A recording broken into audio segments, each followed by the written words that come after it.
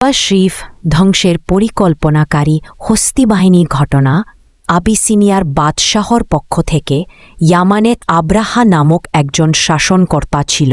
সে দেখল গোটা আরবের লোকেরা মক্কার কাবা শরীফে হজ্জ করতে যায়। বিষয়টি তার মোটেও পছন্দ হল না।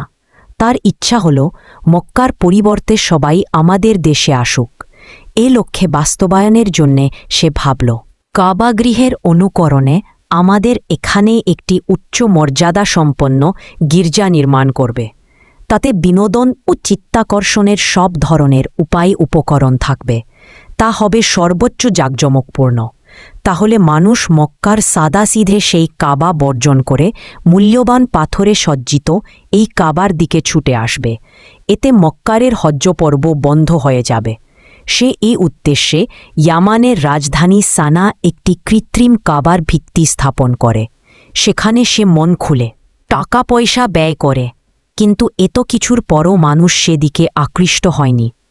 আরবরা, বিশেষ করে কুরাইশ গোত্রের লোকেরা, যখন আব্রাহার এ কৃত্রিম কাবা সম্পর্কে জানতে পারল, চরম উত্তেজিত হয়ে উঠল।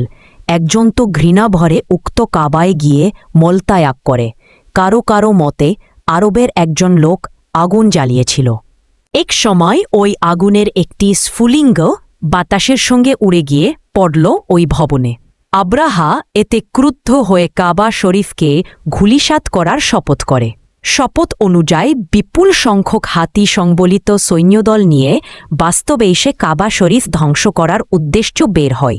পথে আরবের যে গোত্র তার প্রতিরোধ করে, তাদের সাথে সে যুদ্ধে লিপ্ত হয় এবং তাদেরকে পরাজিত করে। নবীজির দাদা আব্দুল মুত্তালিব ছিলেন তখন কুরিশ গোত্রের নেতা এবং কাবা শরীফের মুতাওয়াল্লি। তিনি এ সংবাদ জানতে পেরে বললেন, লোক সকল, তোমরা নিজেদেরকে রক্ষা করার ব্যবস্থা কর।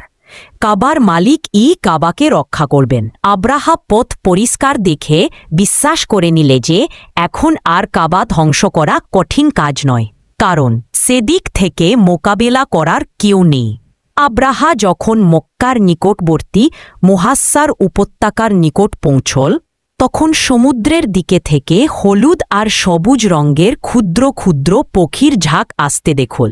প্রতিটি পাখির ঠোঁটে ও পাঞ্জায় ক্ষুদ্র ক্ষুদ্র কঙ্কর ছিল। ওই পাখিগুলো সৈন্যদের উপর কঙ্করের বৃষ্টি বর্ষণ করতে লাগল। আল্লাহর কঙ্কর জাতীয় সেই পাথরগুলো বন্দুকের গুলির চেয়েও বেশি কাজ করল। যার এই গায়ে লাগত, এক দিক থেকে প্রবেশ করে অপর দিক থেকে বের হতো। শরীরে এক আশ্চর্য ধরনের বিষাক্ত উপাদান রেখে